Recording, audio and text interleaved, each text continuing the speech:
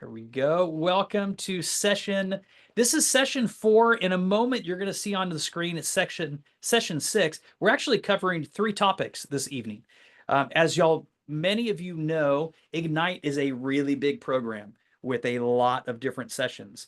And the way that we're running Ignite After Dark, we boil it down to 15 sessions. These are 10 core sessions on Tuesday and Wednesday evenings. And then each week there is a Thursday session that is technology, how you can apply, get into business with the skills that you developed the previous 2 days, how you can make it scalable. Had a conversation with Matt Verdon, one of the two. He and Alana helped to organize this Ignite After Dark. We were just talking about how amazing it is what AI and what our command platform does to make us more human, that it automates so many of these things for us. So I get to show up as a person for more people that I care about. So I don't have to sit there and record all these things manually. So I'm going to share my screen once again. We're going to jump in. By the way, this is session 6. So you can find that in your student workbook. Encourage you, if you haven't found that, go back to your email from when you registered. If you have not registered and you just somehow found your way into this session tonight and you're wondering where the workbook and everything else is, go ahead and drop your information in the chat, drop the question in the chat, and when we get to a break, I can send that out. I have I'm going to operate with the assumption that you all have the content, you have the workbook. Follow along in your workbook. And if you're like me, you use an iPad. So those workbooks is a really long document. So you can print it out and you can take handwritten notes. Or if you've got an iPad around, you can always import the PDF. And I just write on top of these things. I keep it with me. This is what I use anytime I attend a workshop or a class, or when I go to family reunion and mega camp. I just bring this iPad with me and I drop the PDFs in so I can take those notes. And what's cool is if I break the iPad, I've got those notes on my phone and on my computer. It's different if you've got paper materials and you lose them. They're not there any longer. I use this example not just because it's good practice for attending classes, but this is really great practice for when you're working with clients. Capture the notes about the people that you work with and you wish to work with in a way that nobody can take it from you. Digital notes are great. I like handwritten notes because my brain records the information that I write with my hand way more than what I type with my fingertips. And regardless of your opinion, your brain is wired the same. You're a visual learner. We all are. And so when you produce, you've got to create a visual, and then you also see what you're writing. You store it in your memory another time. It's a really effective way to memorize. Take handwritten notes on an iPad or Remarkable or a tablet of some kind. I used a Windows Surface for a long time as a great, actually I have one right here behind me, great device for recording notes as well. There'll be plenty of time for interaction. If you guys have a question, drop it in the chat. If we don't come to it and you feel like we've passed it, then feel free to interrupt me. But I will say we're going to have a bunch of pauses for questions, for ahas, for Q&A, and all the rest as we go through.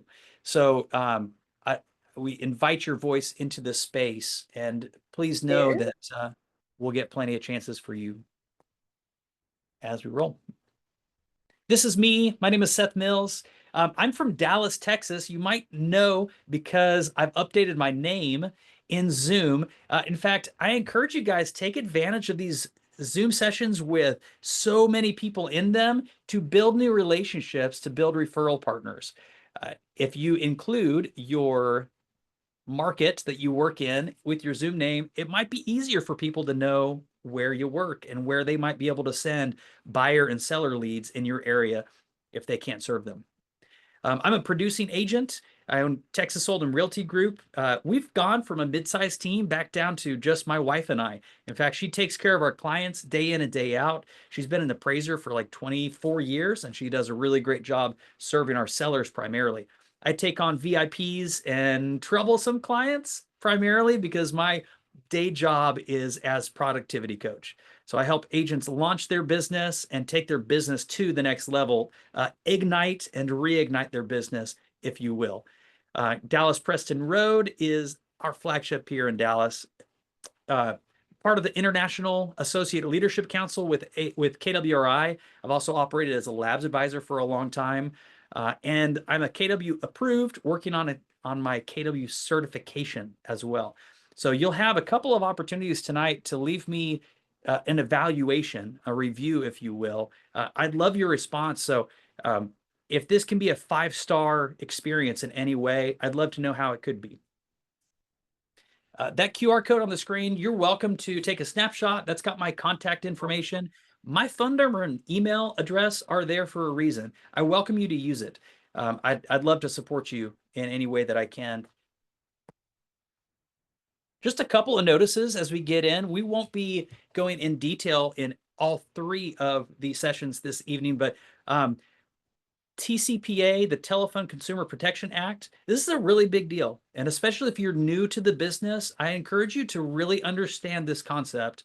You are, in all of these sessions, charged to reach out to people, to initiate conversation, to call and have great conversations with people. And you must do it in a way that is permissible. Build a database of people that have opted in to be in relationship and in communication with you. Please abide by the do not call registry. The do not call registry is for people that you haven't already earned the relationship with, okay? So if you operate a business where it's very clear that people are choosing to speak with you, you don't have to worry about these things, okay? But please do take the TCPA seriously, take the do not call registry seriously. You are in business for the long haul. So don't put your business in jeopardy by violating these things. Doug, that is a great question. Talk to your broker for any clarity you might need, but that's the whole idea behind a permission-based database, behind an opt-in database. If somebody chooses to be in my database, they've given me authority to call them. So I don't have to run their phone number against the do not call anymore because they told me, hey, it's okay that you call me. So lots of ways to do this. Just be aware.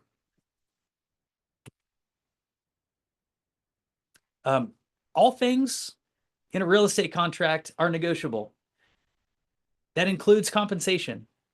So a contract in real estate may be your listing agreement with your clients. It may also be a buyer's agreement so that you represent the buyers. The compensation that you agree to with your clients is fully negotiable. There are no set standard rates. You might hear from time to time somebody mention a dollar amount or a percentage. Just understand that's their business model. It mustn't be yours. You can choose to emulate people that you admire and build businesses that look like theirs, and understand that every conversation with a client is going to be, your compensation will be completely negotiated, and it really ought to be. Also, when you're working with your client and let's say you're representing on the buyer side, you're entering into a purchase contract, you might work with the listing agent. You might work with the seller to negotiate some of your compensation as well. Nothing is standardized in this industry. If it ever was perceived to be standardized, since last summer, it certainly isn't anymore. All things are negotiable. You must abide by fair housing. It is not only the law, it's also the good thing to do. Also, as we talk about the TCPA and the do not call registry, just know that there are some rules around emails that you send as well. This is the CAN-SPAM Act. Lastly, artificial intelligence.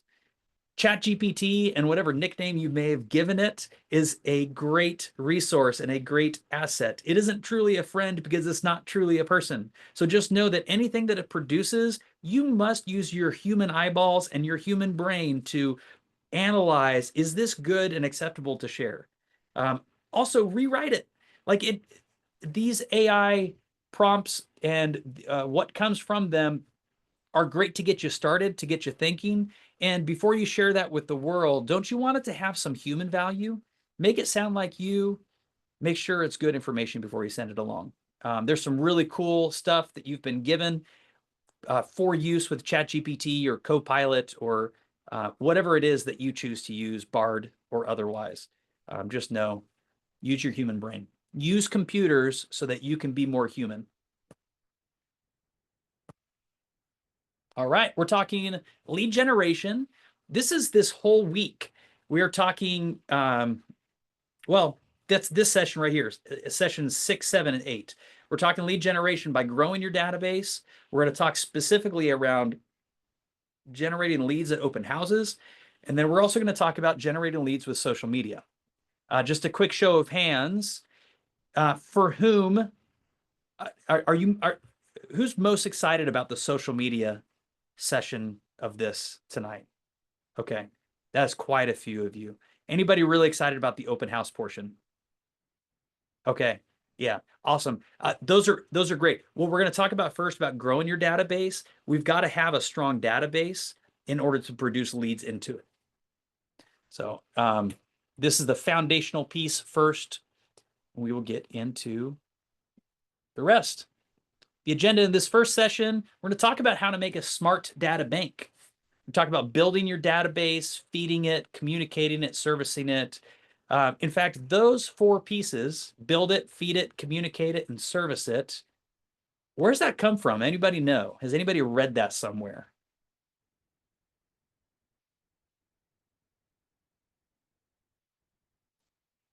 It's in the MREA. Oh, you're so good. Thank you, Corey. I reached back to get the book. If you haven't read this book, you might recognize it anyway. I encourage you to get it. It is really good information. And most of what you're going to hear in Ignite is based upon the info that was gathered and published in the Millionaire Real Estate Agent. This is not Gary Keller's ideas in what a real estate agent should do.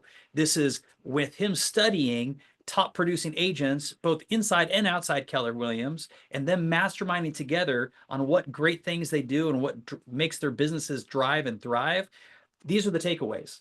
These are the 4 big models that the businesses were built on. This is the way that millionaire agents think. This is how they operate.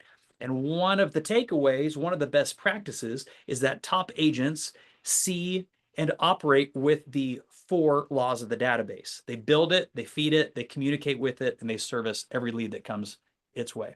We'll dive in deeper as to what those mean. We'll have a chance for recap and ahas at the end. And then we're taking action tonight. I hope y'all are ready. You're going to be booking some appointments, generating some referrals this evening. We've got time for you to do it here later on in the session. But first, a quote from Gary Keller: your database is your business. Building up the number of names in it and a relationship with those names is really at the very core of what building a real estate business is all about. This is not to say that well, I'll say it another way. Your database is the greatest asset that your business owns. And so building that database is critical, and then growing it is also really important. If it's the greatest asset, that means that the success that we build in our real estate business is determined by the quality and the size of our database, with how often we engage with it, who is within it, what it produces. I had mentioned before that we want to generate new leads with open houses and social media. And what those leads typically look like are new people to communicate with that someday are going to be a buyer and seller. They may not be today. In fact, the odds of anybody being a buyer or seller today is pretty low. But the odds of them being a buyer or seller long term, if I continue to follow up, that's really, really high. And so in order to nurture those relationships that we develop at open houses and within social media, we've got to plug them into a database that works. And so first we build a database, and then we bring people into it. Bringing people into a database that is dysfunctional, it doesn't really make sense, because if who I know isn't already producing opportunity, then why would I try to go find more people that are just going to also produce no opportunity? I hope that makes sense to you. So we'll talk about a smart data bank first. Your database is a container. It is a container for all the people you know and all the things you know about them. It is both. In fact, many people, if I ask how many in their database, they pull up their phone contact list and they're like, well, I've got 700 phone contacts. I'm like, that's great. So how many in your database? They're like, well, 700, right? The problem is this, folks. This is not a database. This is a phone. This phone was meant for calling people, and it's a great thing to do, and it's a great way to get in contact with people. And yet it is not a container for everything that you're going to know about somebody. It's a container for their phone, their email, but it's not going to be a container for the relationship. It's going to be very difficult to pull up just simply a contact record in your phone and understand the relationship you've developed with an individual or how they relate to one another. And so the database is where the people in your world live, the information about them lives, where you can then, in a very smart way, see the connections they have with each other, see the movement they're making, the transactions they've done, the referrals that they've produced, opportunities that lie within for you to serve them at a really high level. Uh, your database is a thing. And so if you take nothing else away from this entire session, uh, take that next step. If you've got a list of names in your phone, great. Import them or produce them into a database. You'll learn on Thursday at a pretty deep level how to build out your database with Command. We've got great technology that will do this for you. And yet, Command isn't the only way to do this. You got some of you belong to teams and you use a different CRM, or perhaps you're a solo agent and you want to use something other than, that's fine. You can use whatever it is that you see fit, because the very best database you'll ever build is the one that you actually build and the one you engage with. It is not just about the technology, but what you do with it. So here is, this is a kind of a rework of the lead generation model found in the Millionaire Real Estate Agent book. This shows all the people in the world that would be prospecting and marketing. We capture those leads. Pardon me just a moment while I clear the screen. Oh, cleared. So we capture leads, but contrary to what many agents might believe when they first get into the business, capturing leads does not lead to immediate business. I mean, it can, but that's the outside chance. That's the outlier. The way it actually flows is we bring people into our world, we convert them from leads into relationships, and then as we develop that relationship, we cultivate the trust that is between us and that person to the point that when they're ready to transact, they're ready to meet with us. We cultivate those relationships to an appointment, from an appointment to an active client, from an active client to an under contract or a pending, from a pending to a closing. Now at the closing, look at section 4. We have new and we have repeat clients. They send us referrals as well. All of the new clients, once they close, all of the referrals, whether or not they close, they all go back into the hopper. They all go back into the database. And so it is really important. We track person database and business database separately. In fact, in Command, it's called contacts and it's called opportunities. We've got to track these databases separately because business is business and people are people. And so when you have a seller, that seller represents a potential transaction. It also represents a relationship that you have. And so storing that relationship in your database where you can see years later the conversations that you had with them now, it's really important. Because if all they are is a seller to you, then when that transaction is closed, they leave our world. They're done. A seller is not also a seller. A seller is also a person. A seller can be a buyer as well, but then best case, we're turning one transaction into two. How can we treat them as people such that they would send us referral business for a very long time? So the question on the page, which part of the lead generation and database model represents your database? Y'all, it's the entire thing. Like from top to bottom, it runs in parallel with literally everything that we do. Keep your database running and growing at all times.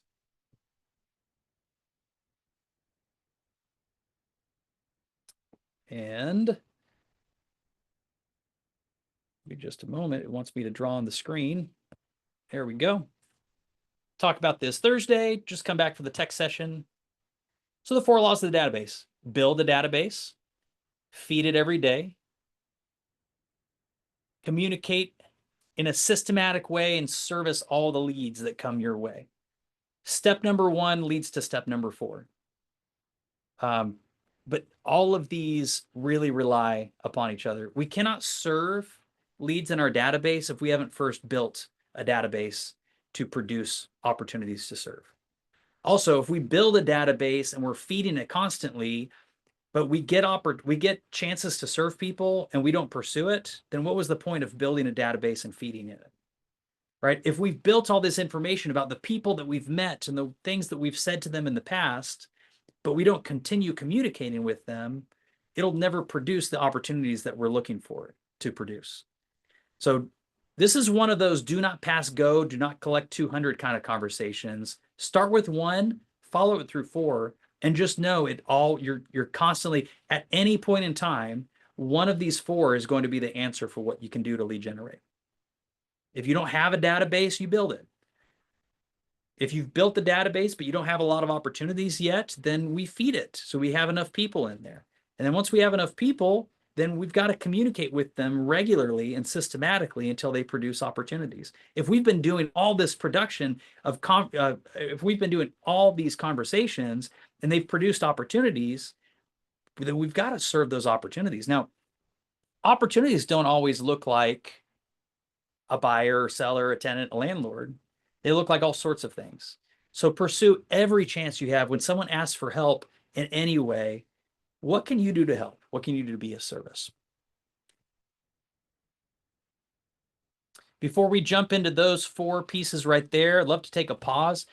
Questions, thoughts, wins, or ahas from the session so far?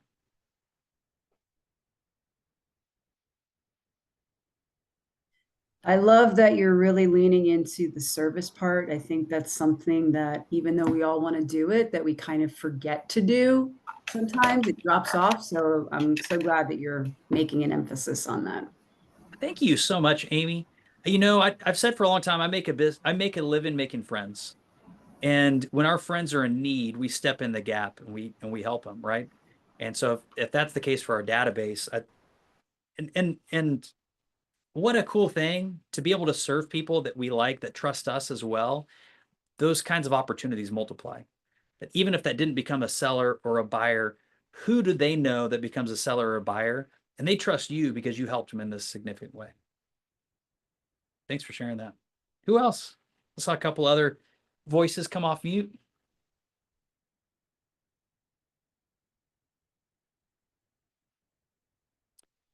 Anne says feeding it every day, documenting those conversations, be able to go back, yeah, tracking. And in fact, I mean, spoiler alert, you have an app on your phone, or you should at least, the command app that makes it really, really quick. You can scroll through your database, make a phone call or send a text right from it, and it records your conversations as you go.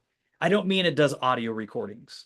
Please don't misunderstand me, but I mean it tracks the outbound calls and texts that you send. Yeah, how we're meeting new people, but also getting their numbers, talk to people often and give them a card. Like to reach out personally. Love it, Emily. We're going to cover that here really soon. Terry likes make a living by making friends. Love it. Hey, let me just say your ahas and the things you admire about any of this course, that may be your superpower that you're discovering right now. So if you get excited by something, you've got my encouragement to pursue it at a really high level. How do we build a database? Haldoon, I'm so glad you asked. Let's discuss that. So at a minimum, we should have a name and contact information. And if we've done business with them in the past, what kind of business we've done. Now, if it is a relationship, like a personal relationship that has earned us the right to be in communication with them, we should have some way of like how we met them, right? Otherwise, if we've done previous business with them, I need to record how I captured their information. If I care about the Telephone Consumer Protection Act and I don't want to be sued for thousands or millions of dollars, then it's really important that I track how I know people and how I have permission to be in communication with them, okay? Don't overthink this. Please just have a business practice that allows people to get in business with you and that it's clear that they're opting in. So what kind of contact information? If you're taking notes, I want to give you these four to jot down. First name. When we say name, it is not a family name. It is not just a surname. It's not a household name. It's not a nickname.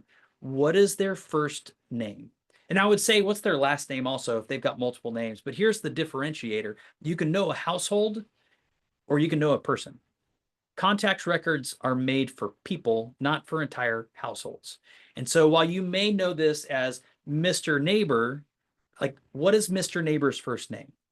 It will, or what's his proper name? You don't have to know the entire legal name, but something personalized enough that I can look at a contact record and know exactly who it is.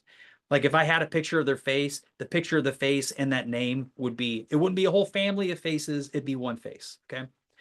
Item number 2 is a phone number. Phone numbers are good because we want to be able to call people. Phone numbers are also good because I can automate text messages or I can send individual text messages. Your read rate, the number of or the percentage of all the text messages you send out that people actually see, that's some of the highest communication. That might be the highest communication you can have. There are social media platforms that arguably have better read rates, but most people have a phone number, even if they don't have social media. Okay, so having their phone number is a really, really good thing to have. Email. Email is good, obviously, because I can send them information. This is the third piece of info. I want to have their email record primarily, though, because it is likely the only digital record that they hold uniquely. It is likely the only unique identifier maybe they have at all. Like their fingerprints are less unique than their email address. And I do mean that. I know the thought, like what we were taught as kids, that everybody's fingerprints are alike or are unique. But the truth is, we have a lot of similarities, and your fingerprints change over time. So your email address is actually more unique than your fingerprints. Phone numbers go from person to person or household to household. Email addresses, if they're not used anymore, it's because that person's not using it. They're generally not inherited. And then number 4 is their home address. This is not their mailing address. This is not a PO box number. This is their home address. And I say that because it's important that we understand where they live. We're in the business of helping people move from one place to another. So having record in our database of what place they're in now is really important. Also, you'll learn on Thursday about some unique aspects that Command has to serve them in really hyper-local ways, some AI tools that we have that service them locally so that you don't have to go and do all the market research. Your tech platform will do it for you. There's other good things to know: their birth date, home anniversary, their profession, a tag to sort them, a lead source, like where you found them in the first place. Those are all good pieces of information, but nothing will beat the top 4. And I'll repeat them again in case you need to write it down. Their first name, the last name if you have it also. Their first name, their phone number, their email, and their home address where they live. Haldoon, I'm glad you asked that. How do you ask someone their home address when you first met? I want to find a reason to serve them. And if I have some local information to send them and they say, yeah, I'd love that. Great. Where do you live? What's your home address? I want to send you some information on your neighborhood. So think, how's it valuable to them? If they give you their information, this is an exchange of sorts. Like we're bartering, we're trading in some way. So I'm going to offer some piece of value in exchange for their information. Now, what I'm not saying is, hey, I'll give you some cool stuff if you give me all your info. What I'm saying is, what's important to you? How can I serve you? Oh, great. Let me send that to you. Here's what I need to know in order to send this to you, or in order to give it to you. So start with them in mind. What do they value? We serve them in that way. And then naturally we'll get in reciprocation. For instance, when I'm out in the field and I meet people, I generally, like I pretty much always have business cards with me, but I keep very few. And if I instead, like if it's out of reach or if it's in my wallet somewhere, I would rather say, I don't have a business card readily on me. Can I text you my info? And they say, yeah, that's great. And so what do I get in the process is their phone number. If I hand them a business card, I don't get anything in return. In fact, if they don't really care about my business card, they might walk down the street and just toss it in the next dumpster they see. I'd like them to use it. I'd like them to share it with a friend, but I can't control any of that. I can control how I engineer that initial conversation, where I might have a better chance at capturing their information as well. Here's the way I think about it. I'm the professional. It's my job, and it's each of your jobs as well as the professional to make the follow-up. We cannot rely upon our prospects to call us when they need us. We must follow up and understand what's happening in their life and look for ways that we can serve. Otherwise, the truth of what will happen is this. There are a lot of people that hire agents by accident. And if we don't build a database with the people we care about doing business with, they will accidentally talk to an agent this week or next month, and they'll accidentally hire them because they forgot you were in business, or just because you weren't in enough close emotional proximity when they made that decision. You want to be real close to them. If you can help them make that decision, that's even better.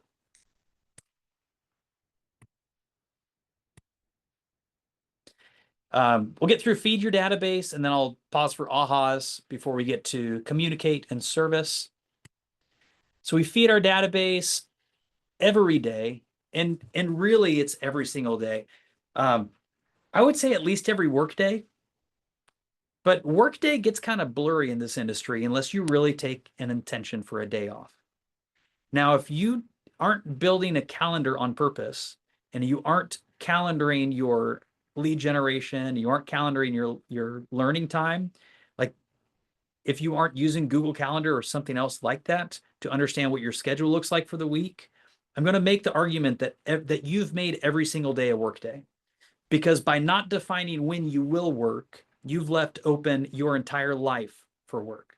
And then what happens? We get the phone call at 11 p.m. and we haven't been as productive as we wanted to that day. And we're not sure exactly what we got done or what we're going to do tomorrow. And so we feel so urgent. We got to respond to that call or that text at 11 p.m. And then we've got loved ones after we've done that for a couple of weeks or months that say, oh, you're always working so late. And I know you don't want to. And I know you saw this to be better and different. But by not defending your time that you do work, you've left open all of your time to work. So every day is all the days that you're intentional about it. Can your business operate with 3 days a week in lead generation? Maybe. Can it operate with one really quality day a week? Maybe. I know a lot of agents that are dual career. They work a full-time job. This is really common with nurses and with firefighters, and teachers for that matter too, where their schedules are very clear. When they're at work, they're totally 100% fully present. And so when they're out of work, they understand how to be present otherwise. And so they make really good headway in 1 or 2 days a week. Whatever your days per week are, do it. Just know what it is. And every day you show up to work, make sure that it is a day that you are feeding your database.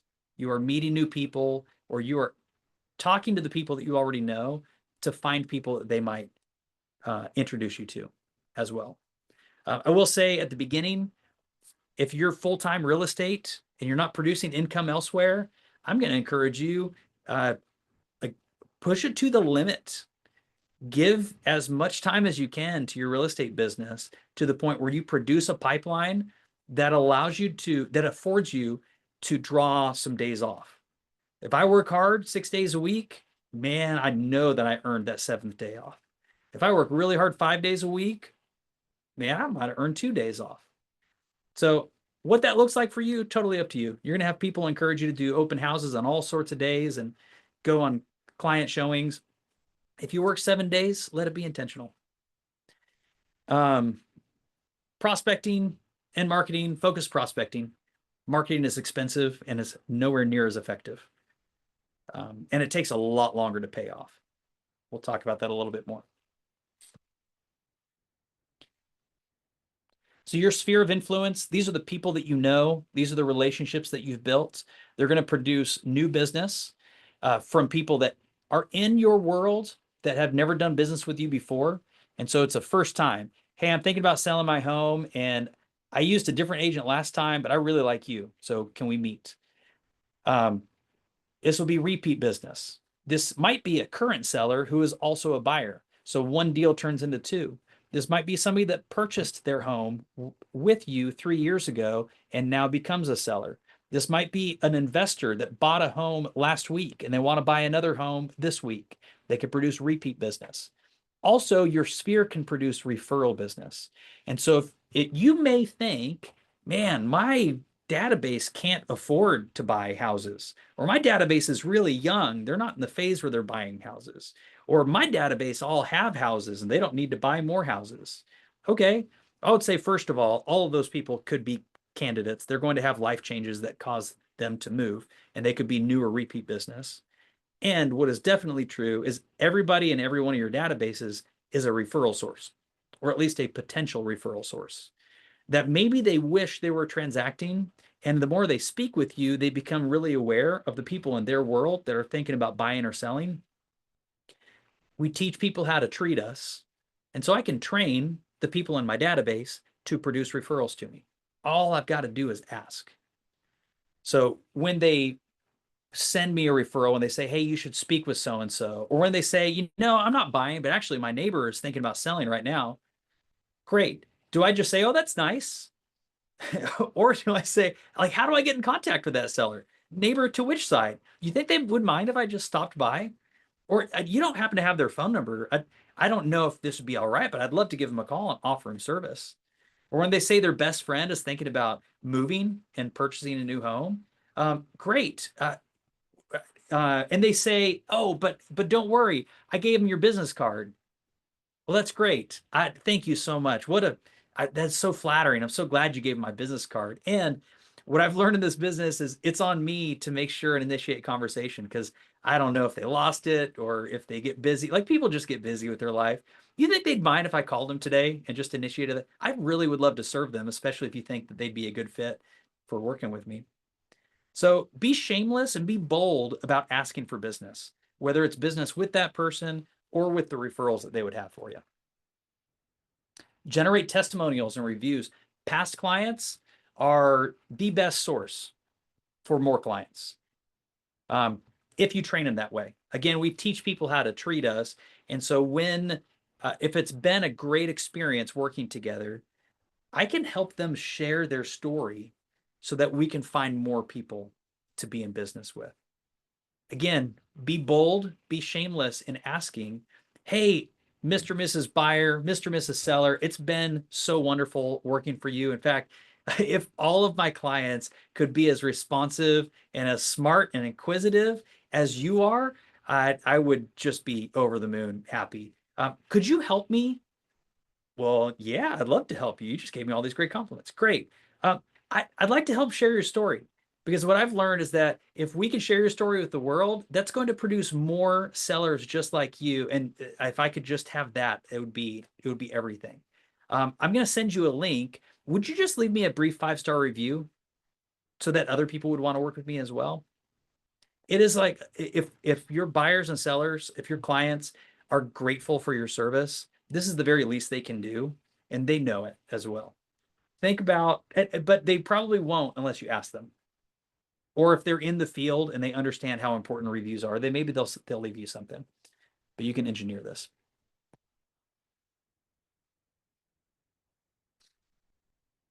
So I'm curious, and we'll pause here for just a moment, because I'm just going to venture a guess. This is Ignite. So we've got 2 classifications of agents here, probably 3, those who are becoming an agent. We've got a second classification of agents who are reigniting their business. You're plugging back in because you want to get back to it and build another great pipeline. And I would imagine that most of you are in your first couple of deals. You're just starting your real estate journey. So maybe you don't have a whole bunch of past business that people can review you for. So what kind of character traits or past business relations or customer service have you provided that people could review you for? Maybe they know the way that you work with people. You've been serving a nonprofit or a charity organization locally. Maybe they've been customers of yours in a past line of work, so they understand your customer service skills. Maybe you organize the fantasy football league, so they know how great a communicator and how organized you are. What else can you guys think of from your past work or your relationships that people could review you for?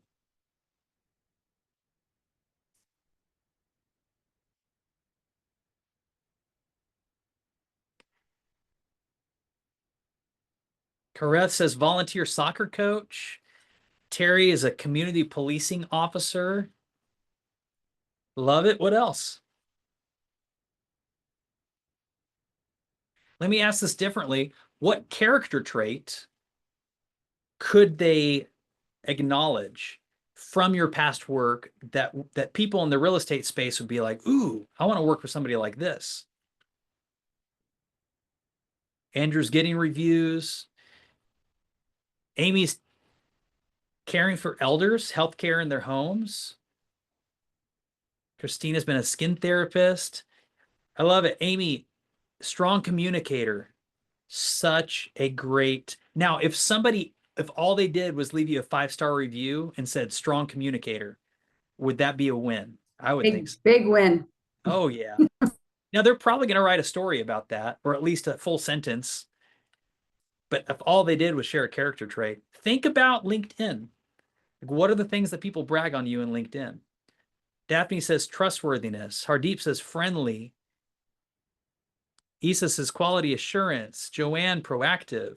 Debbie's devotion, worked as an activity specialist in nursing home for 30 years. Hardeep has positive vibes. Love it. Nicole, clinical. I can tell by the way you wrote this that you're a very detail-oriented person, right? So I might say detail-oriented, quality, customer service, intrinsically motivated to help people. I love it. Donna's got great customer service skills. Terry's resourceful, honest, innovative, and honest. Emily works full service gas station. Tells everyone that she's a realtor. Great customer service. Oh, I love it. Rhonda Kelly is caring. Valerie has compassion for what might be a hard decision to move. Yeah. I mean, some people don't want to move. Some people have to. Like, there are divorces and deaths in the family and demotions or unjobifies, like when people get fired or laid off, that cause them to move. There are all sorts of things that aren't real happy. Terry's empathetic. William has great follow through. He's on time. Transportation for 30 years. Oh, yeah. Love that. Kareth, over 25 years in retail. So that's my background. Before I was in sales, I was in real estate appraisal, but I only did that for like 2 years. I worked a long time in retail. There are great character traits and experiences that I brought over from that. Great customer relationship. Stephanie, daycare provider, parent trust, dedicated. Kim's got great customer service. Ooh, and arts and design. Love it. Stephanie, family connections. Alex's been a stay-at-home mom, so you're very caring. Some skills may transfer over. Yeah, I bet you're a great listener. I bet you're very patient and selfless, I would imagine. Customer service and airport jobs. Bertha's honest, friendly. She cherishes family. Doug does web development. And Alexis is grateful. I'm going to stop there. Let me just say this. I thought a couple of you would chime in verbally. It started in the chat box, and I don't mind reading those things. And I kept going because y'all tell me, did that acknowledgement, like you put that in the chat box, all I did was read what you wrote. Did that feel good? Somebody else acknowledging what you see in yourself as some of your greatest traits and what you think? Yeah, it feels so good. And it tends to gain its own life as well. So when you can get somebody to say something great about you, other people in your world are like, oh, you're right. They are really friendly, or they are really a good communicator. Those things amplify and they multiply.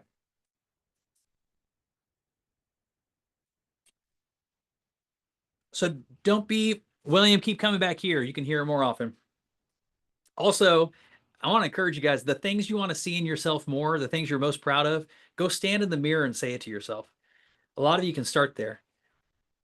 If you can talk to yourself more positively, you'll find that other people in your world do the same for you as well. If you down talk yourself, if you focus on the negatives, if you focus on your mistakes, you're going to find that other people are harsher on your mistakes as well. And maybe it doesn't change actually anything that they do. It just changes your perception on it. What you focus on certainly expands. It's science. All right, so let's talk about communication. Right out of the MREA, To succeed at a high level in real estate sales, you must commit to frequent contact with a database with the intent of building close relationships. Understand, it doesn't say here you got to talk to people frequently so you can get more real estate deals. To succeed at a high level in real estate sales. So like that's an understanding. Like in order to get to this level, to get to high level in real estate sales, you must have the intent to build close relationships. The success does not come until the trust is built. The relationship is established. The relationship is developed with trust. The opportunity to sit down and earn their trust in a business sense is then developed. And then sales happen. We can't skip past that. And if we do, we probably aren't going to generate a bunch of repeats and referrals out of it. If we are transactional by nature and we just want to find people that are ready right now, we don't want to talk to anybody else, then we're going to end up doing business with people that are transactional by nature. And I know a lot of agents that have built businesses like this. They, for years and years and years and years, find it to be a grind because they are constantly meeting new people, because new people is all they've ever worked with. And just the nature of their business, they keep producing transactional relationships that don't end up being repeats. They don't end up creating referrals. That's tough. If you work with buyers and your buyer moves in and you never talk to them again, they might end up in somebody else's database as an orphan buyer.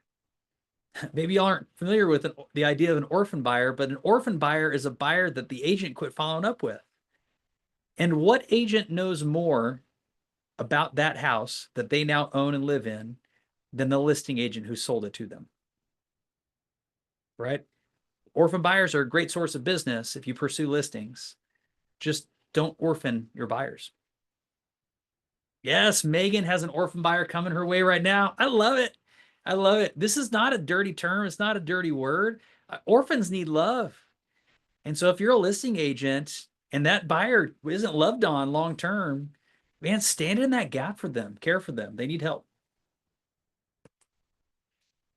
So law number 3, communicate systematically. So I mentioned orphan buyers. I could build a whole communication system just around that. It's a segment of people that I would want to develop a relationship with, that I see opportunity to do business with. And I've just got to figure out, okay, what do I do? What do I do first? And then what? And then what? And then what? And then what? And I'm numbering my fingers because that's it. That's simply what it is. You just line out first this, then this, then this, then this. That is simply what a system is. Think about an airplane safety card or an airline safety card. An airline safety card is visual in nature. It doesn't have a whole lot of words on it. It is the simplest form of, if this happens, then do this, then this, then this, then this. It is a beautiful system that saves a lot of people's lives. Okay. That's the way systems work. When this happens, do this, then this, then this. So a good way to understand how to deliver great systems to different segments of your database is to build your database into segments. Okay, I'm going to give you 3 segments today to start thinking about, and then show up on Thursday. You're going to understand how to build this into the technology. The first segment in your database is going to be your sphere of influence. Your sphere of influence. Think about all the people within your reach that you could influence with a conversation. I like to think of it this way. If I see this person in the grocery store, 1, we're going to recognize each other. 2, we're going to know something about each other. I may not know, like, I know that person and I may have forgotten their name, but I know what they do and I know how we met. Or maybe I see them and I know their name and I know what they do for a living, but I can't recall like how we met or where they live. I don't have to know everything about this, but it's somebody that I can stop and talk with and have a conversation with, deeper than, hi, I'm so-and-so and I do this. So your sphere of influence is going to be neighbors, it's past coworkers, it's family members, it's members of your interest group. Maybe that's a church or that's a softball team or whatever it is, people that you're connected with. This is not everybody on the softball team. This is the people on the softball team that you might sit down and have a drink with. or share a meal with or have a conversation with. That's your sphere of influence. That's number one. And I will tell you this, your sphere of influence, if you're in your first year or 2 years in real estate, your sphere of influence is likely to produce 80 to 85% of all of your real estate transactions. So we can talk all day long about opportunities in open houses, and I like go do open houses, go do lots of them. And those open houses aren't as great an opportunity as the people you already know. Because they know you, they like you if they're still talking to you. Maybe they don't trust you as a professional yet, but that's the only piece you got to build. If you're meeting somebody brand new, maybe they trust you as a professional because you're in a place where professionals are, but they don't know you, which means they definitely don't have a chance to like you yet. So we got this whole uphill battle of developing a relationship and earning the ability to meet with them. Go to your database, even if you have to redefine who you are to them, show that you still care about them, re-engage with them in the way that you knew them in the first place, and then introduce your new career path. Ask for ways that you can serve them. Ask questions. Ask questions about their personal life, how you met them in the first place. And then we ask questions about business. Leanne, I'm going to come to you here. Is it about Sphere? It is. Okay, go for it. So I don't know what to say to these people. Like, I don't know what to say, Okay, like at all. jump ahead in the next. No, okay. So there are, I think it was last week's session on Wednesday that they covered this a little more detail, but I'll just put this in the chat, and this is just kind of a bonus. I will recommend go listen to Michael Mayer is the guest on the Millionaire Real Estate Agent podcast. I think it was Monday last week. Michael Mayer talks about in great detail this frog conversation. You can ask them questions about how their family is doing. R is for recreation, what they're doing for fun. O is occupation, how's work, how's business. And then G is goals. So I'm going to ask them, hey, how's the family doing? Or if they don't have a family, and I think I know that, I might just ask them something personal about them, right? Their interests. What have you been doing for fun lately? Or what are you looking forward to? How's business? How's work? And at the end, hey, I ask everybody this, and I'd love to know, what are your goals? Now, I don't know. They're going to tell me a goal about their family or about their vacation or about their business goal or whatever. Whatever they tell me is their goal, that's probably what's most important to them. And by understanding that, now I'm automatically, first of all, I know what's most critical, what's most important. So I can probably ask that first next time we talk because I'm taking notes. And then also, if they share with me their goal, I know what ways I'm looking to serve them immediately. Also, Leanne, if I ask you what your goals are, what might you respond with? To get more business, more clients. Okay. Yeah. So you tell me your goals, and then what might you ask me in return? What are your goals? Bingo. So could you have, I'm going to, Mayer's spelled Maher, but thank you so much, Anne, for putting that in the chat. But yeah, MREA podcast is a whole conversation around this. But here's what's cool. If they ask me then what my goals are, and if I'm having these conversations, I know I'm engineering it in a way they're going to ask me in return about my goals. And now I could just have something prepared. Well, I'm so glad you asked. Actually, the first thing is I want to send 10 referrals every single week because I know also that's how I earn referrals. So my goal is to send 10 referrals each week and to receive 5 referrals each week. What kind of referral can I send you this week? Because they think I'm going to ask them, what kind of referral can you send me? But I'm going to go right back. How can I help you? What kind of referral can I send you this week? So that conversation that I just went through is an abbreviated version of what Michael goes into. Leanne, I think you would benefit greatly from listening to that podcast. It's like a 30, 45-minute conversation, Millionaire Real Estate Agent podcast. Okay, thank you. You're welcome. Comes out every Monday. Some of the best conversations. It's the #1 real estate podcast, by the way. And it's homegrown. Keller Williams, pretty cool. Okay, so first one is your sphere of influence. And if we talk about family, recreation, occupation, these are all normal, totally normal conversations, whether or not we're in real estate. So we continue the relationship we started with them in the same way that we built it, right? And then I introduce real estate as well. Steve Schlueter has developed a program called Never Ending Referrals. He's a bold coach. You may be familiar with DTD2, Do the Database 2. Steve Schlueter originated this, and he built it so that he could continue talking to everybody in his database, and his agents could continue talking to everybody in their database without being salesy, without coming across as a salesperson, without shoving real estate down people's throats. It's just human conversations. Okay, so Sphere is your first segment. Your next segment is your neighborhood, right where you live. Think geographic. Now, I don't mean a whole city, although maybe for some of you in smaller markets, maybe the whole city is your market. If you're in a big metro area, you're probably choosing just a part of town or a neighborhood. Think, is there a group of somewhere between 50 homes? I would probably start actually around 150 or 200, somewhere between like 100 homes and 1,000 homes that I can talk to on a regular basis. I don't want to make it a 10,000 home master plan community and develop all of that unless I really have the long-term view to service that entire area.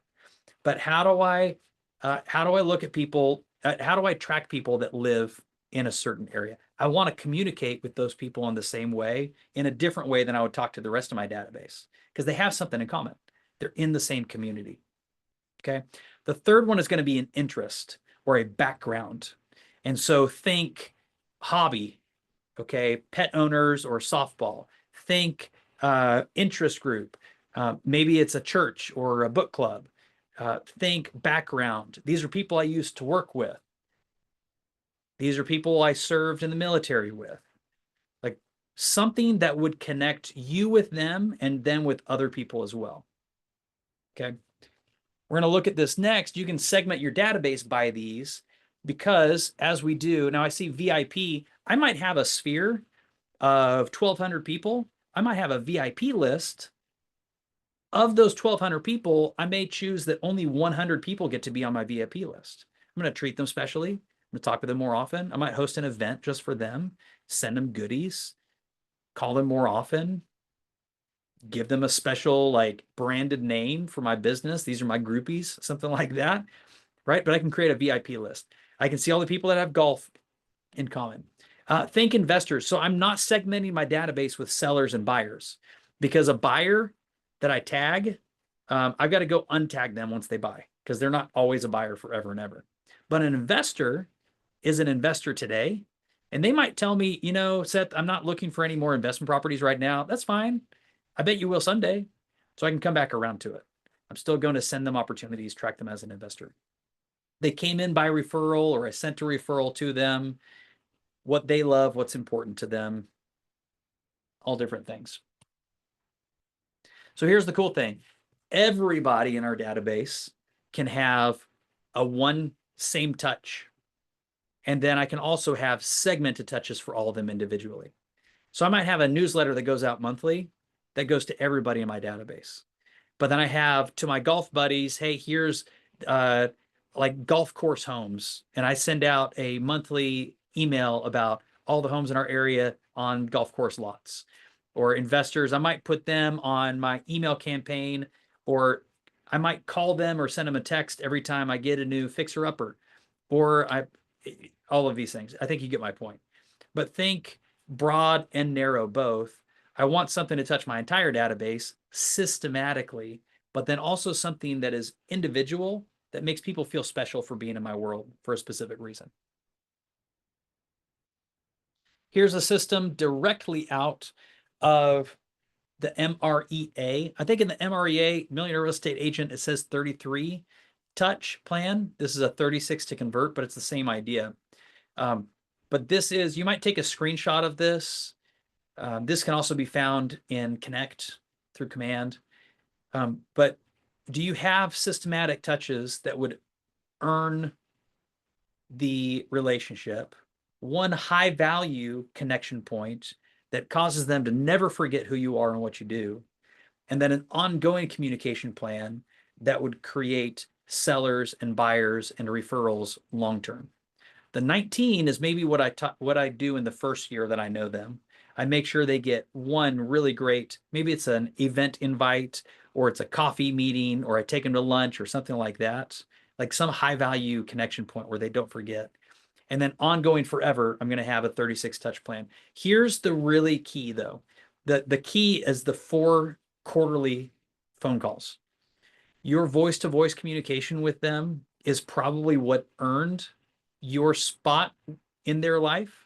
What earned their way into your database was a face to face or a voice to voice. Don't lose that. Build a system around that first, and then build all the rest of your systems. Your voice to voice communication, your face to face meetups, that's something you can very easily engineer. You just got to speak with everybody in your database once a quarter, once every 3 months. And that's pretty easy to engineer. For most agents, that is no more than like 5 conversations each day. If you want to crush it, and I encourage some of you have got to make something happen. Like there's somebody in this room right now that's running out of real estate runway. If you don't put together a sale in the next couple of weeks, you're probably going to be out. There's somebody else here that's just now getting in. You're like, I'm going to be rookie of the year. There's somebody else here that just came off like a really great 3 months, and now you've got nothing else in your pipeline. I am telling you, all of you have this in common. Amplify the number of individual touches right now. If you can initiate 20 conversations each day, your pipeline will take care of itself. You won't run out of runway. You won't have any lack of buyers or sellers or investors or anything else. It's not magic. So it's not something that's going to happen overnight. Make 20 calls or make 20 connections tomorrow and then do it again the next day and then do it again the next day. Commit to it. Commit to it as a way of life. Build a habit. Put 2 to 3 hours, maybe 4 hours of lead generation on your schedule every day. Just go have 20 conversations. And I really do believe the rest takes care of itself. So for most of you, 5, I think no fewer than 5 if you're going to be running the business. If you want a transaction or 2 a year, you don't have to do 5 calls a day. But most of you didn't get your license to go do 5 or a couple of deals a year. Most of you did it because you want to earn a lot of money or build a big business or go serve a lot of people. If you did this just to have enough money to go do this really cool thing for your family, or if you're just doing this so you can build this nonprofit and serve people, how many more people can you serve if you generate a lot more income in your real estate business? Go talk to at least 5 people every day. Challenge yourself to talk to 20. And then figure out the rest. And then send them emails and systematize that. But don't slow down your phone conversations just because you haven't figured out your email strategy yet. It starts with the voice to voice or the face to face.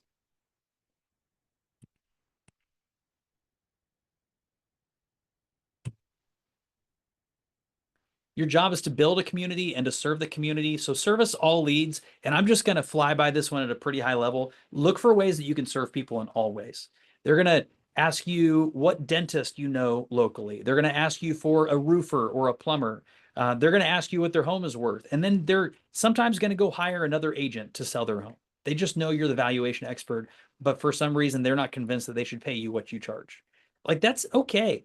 Don't let that burn you so much that you shut off your value to other people. Give and give and give more.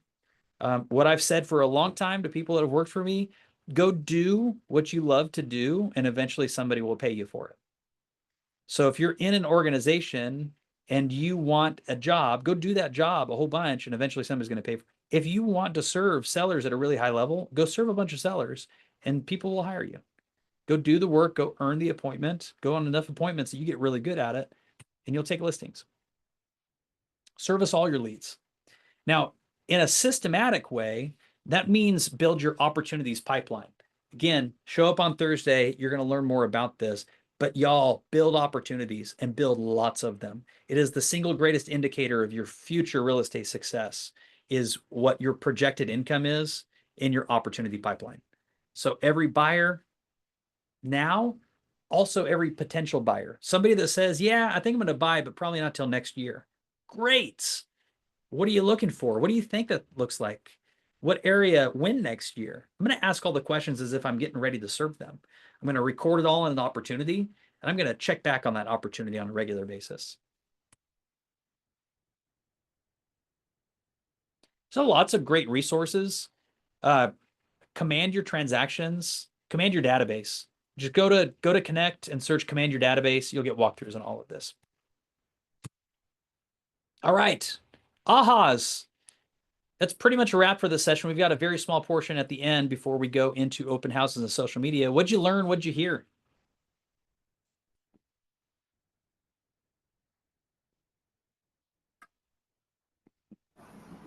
Well, I'll tell you what I learned and what I hear.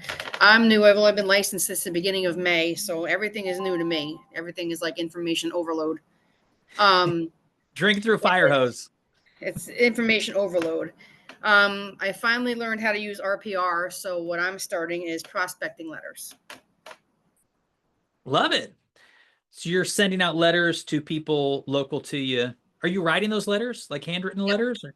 Yep. Oh, so good. I love it. That human touch. Thanks, Debbie, for sharing. And I'm glad you're here. I had a question. So what if you have I don't know if it's called a contact or a lead, but a person who saw your social media, they're like, oh, you do real estate. Yeah, I'm looking.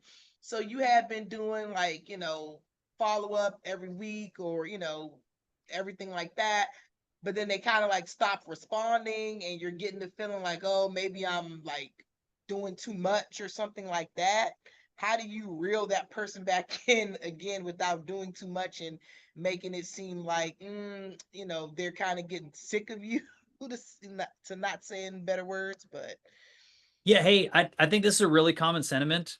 And a couple of thoughts here. One, that thought is most alive in your head. In fact, it's probably only alive in your head. They're probably just busy or they just care about other things right now. I really doubt that they resent you. I really doubt that what you're saying is turning them off. And this is just what I've learned through years of feeling rejected. And I realized that wasn't. People are just busy sometimes. So what we learn from great agents and what they do long term is they just continue to follow up with people until those people tell them stop. If you're really bothering them, they're going to tell you to stop. And just keep going. Okay. All right. Just keep in touch. There is part of our business, and this is tough. This is where we as humans conflict with our business. We care about how we feel about certain activities. We care whether or not we want to do certain things. There are certain things that our business says, I don't really care if you like doing it or not. I just expect it's done. And so eventually those are the things that we have somebody else do for us because we don't like it. But to start with, we just got to keep going. And some of that is follow-up. 80% of the sales cycle, and we'll talk about this in future Ignite sessions, but 80% of the sales cycle is follow-up. So we got to follow up way more than we've got to have those initial conversations. And it's a never stop kind of thing. So that's why it's so important to systematize it, because if I'm talking to this person forever, I've got to find a way that I can systematically do it where I don't burn the relationship and I don't burn myself out while I'm following up with them. Great question. Oh, also, find more leads. That solves all problems. Because if I'm following up with more people, I'm going to get better at all those follow-ups. If I build more new relationships, I'm going to be better at converting those relationships to appointments. Right? If I focus so heavily on the one or two people that I've produced as opportunities, there is a better chance that I kind of choke out that opportunity and I'm ignoring all the other deals that I could be generating, all the new relationships I could be building. So focus on continually introducing new ones and you'll get better at each one of them along the way. All right. Thank you. You're welcome. All right, guys, what is on your screen? I invite you to complete this evaluation. My name is not going to be in the dropdown. So when you go to there, you can scan it or you can go to kwueval.com. Your name is there, Steph. It's there now? Yeah, I just did it. It's there. Hey, that's a first. Thank you, Debbie. That's You're a really welcome. exciting thing. Okay, so you'll find my name then. Or you could put instructor name not in the dropdown because that's what it says on the screen. This is a virtual event. You're going to choose Ignite Session 6, grow your database. and I seek 5-star reviews. That's what allows me to thank you. That's what allows me to become KWU certified. I'd like to bring my trainings all across the country at a higher level, and every evaluation I get at a 5-star experience gets me closer to that. So if you're enjoying this and you wish for other people to be impacted by sessions like these, I am so grateful for your 5-star evaluation. If you missed this, no worries. You'll have 2 more chances. We just covered the 4 laws of the database. You build it, you feed it, communicate with it, and you service all leads. There is no other way to work a real estate database. That is it. Seth, I So have a question real quick. Go ahead, Leanne. Sorry. So if let's just say, for example, I only have 100 contacts and you said talk to 5 people per day, that's gonna run out like pretty quickly. Yeah. So Okay. do So I just keep talking to the same people? you could, or you could put them on a quarterly plan. So I speak with them every 90 days and I just wait. So build it. You've done that. Feed it. It sounds like you've got an opportunity to feed it with more relationships.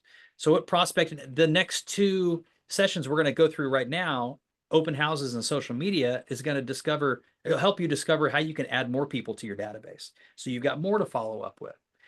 You're talking about communicating with them in a systematic way. And I imagine if you have a database of about 200, that should produce really good income. In fact, on average, there is a tipping point at 201 contacts where we see in our technologies, agents that have 201 contacts or more and systematize their communication like that, they earn on average $135,000 a year. Below that, it is like exponentially lower. Most of you are like 135. I can't even pay my mortgage with that. I get it. Okay. So like you're on your way to bigger, better things, but understand most agents don't make that. The average earning for an agent across the country is very, very, very low. So to produce any kind of systematized results is going to be the start to something really big. So Leanne, simply put, think long term is on this screen right here. I would think, how many people do I want in my database such that I can meet my goals long term? And then set that as a clear goal and pursue it. Okay, thank you. You're welcome. Don't quit. Like start these systems, but run the systems long term. Some of these things take a long time to produce. Some of them are going to produce right now, but we follow up with people long term in the interest of those long-term relationships should produce deals many, many, many times. And along the way, we're going to find the people who are like, hey, actually, I'm ready. Some of those are right now. Come from care and service. People will smell it if you got commission breath. If you're in it for you and you just want money and you see them as a paycheck, they will know. They will know. And they're going to go and hire somebody else. And that paycheck that you wanted so badly will not be in your hands. They're a person. They have their own experiences. They want to talk about those. Earn the trust and you'll earn the money. Real estate business is a relationship business. Every bit of it. All right. We're going to roll right into session 7. We do have a lead generation moment and a break after this. So stick with me and we will get to it. We're going to fly through some of this open house stuff. This is really formulaic. I really like the way this is put together. We're going to talk about capturing leads, some best practices during the open houses, prepare, prospect, and pursue them, and we'll wrap it. So nothing else about your business will have as big an impact on it as the number of leads you have. So the quality is in the quantity. If you want highly qualified buyers, go talk to lots of potential buyers. More importantly, if you want highly qualified sellers, go talk to a lot of sellers. Go find the sellers and the sellers bring the buyers. So I could talk to a whole bunch of people in pursuit of listings, take just a couple of listings, and those listings produce more listings, and those listings produce buyers. That builds a business. Go talk to more people and you'll find more quality conversations. But it's going to be in the volume. It starts with the volume. Get more leads. Work lots of open houses. I want to dispel these. These are many things that keep agents from pursuing open houses. I don't have a listing to hold open. I don't have signs yet. So a listing, somebody else in your brokerage has a listing you can hold open. Talk to your broker if you're not sure how that works. I don't have signs yet. Okay. So your realtor store probably has it. Also, you can go to like Home Depot or Lowe's, or you can order them online. On a Saturday morning, if I'm heading to an open house and I realize that all my open house signs got stolen last week and I forgot to replace them this week, I can stop by Home Depot on my way to the open house and have brand new signs. And they're very inexpensive. I may not know the answers to questions visitors have. That's okay. Actually, your job as a professional first and foremost is to ask questions. And if they have questions in response, great. Hey, that's a great question. Let me get back to you on that. I want to get you the right answer and not just the one on the top of my head. In fact, not having the answers sometimes is a really great way to book the appointment. If they really want an answer to that, they'll go out of their way to meet with you afterward, and you could talk about a whole lot more than just that question, that answer. Open houses don't really work because most people look online. Yes, and those people start online and then they go to open houses. So if you want to find buyers, go to open houses. If you want to find sellers, go to open houses. Hold them. Neighbors, nosy neighbors are often touring open houses just to see what people in the neighborhood are doing when they list their home. They're doing it because they are thinking about listing theirs. Or maybe they want to find, maybe they go to all the open houses because they want to find the agents that are doing things at a really high level. And that's their way of filtering through and interviewing agents. We see this all the time. Go work at open houses. I won't feel safe. Well, you can change that. Just have a safety plan. Talk within your brokerage. There's a lot of different ways to remain safe, whether that's take a partner with you. It is real common for two agents to hold an open house, or understand how you keep your personal safe. Understand how you notify people of where you're going. A lot of different ways. Where you stand at the house, the conversations you have, the shoes that you wear, all these things play into your safety. So who benefits? Really, everybody does. This is one of the greatest activities in real estate is open houses. It's good for sellers because you're helping them get it sold. It's good for buyers because they can just walk into a home and not have to book an appointment. It is just open, ready to go. It's great for neighbors because there's engagement in the community. It's more likely to get the home sold, which supports and promotes higher property values. It's also good for neighbors, as we talked about, because they get to meet great agents like you. And it's good for you as the agent. It's great for the listing agent. If it's not your listing, it's good for them to have that listing held open. But the greatest opportunity is actually yours, because very few people that walk through an open house are going to be the right buyer to purchase it. Very few. In fact, only 8% of all buyers find the home they purchase first at an open house. So that means 92% of the buyers find their house some way else. A lot of buyers that walk through open houses, or a lot of sellers that walk through open houses, they hire the agent they meet there. Not sure why it's talking COVID precautions. This slide is outdated, but it is worth saying, know the rules and regulations of the HOA in the city. You don't want to get fines for putting your signs in places that you can't. Here's some benefits. It's really inexpensive. It is a great way to use your time and effort to go produce deals. You don't have to pay marketing. It's a great prospecting tool. Very, very high return on investment because it's low investment, and qualified leads. These are people with interest. They have some reason they walked through the open house that day. And if you have the right conversation, you can find out why. So best practices, we'll go through these 6 pretty quickly. Set goals, know what you're out to do. I recommend go to an open house to find sellers.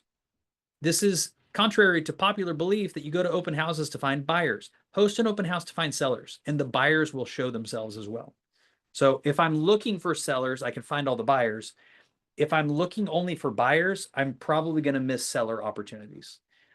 And we know from long studying real estate businesses, one listing that is very well marketed produces another listing and produces 2 buyer opportunities by average. So by securing one client, a seller, I've actually produced 4 transactions for myself. If I secure a buyer, it might just be a buyer and that ends there. Maybe they give me referrals, but sellers can give referrals too.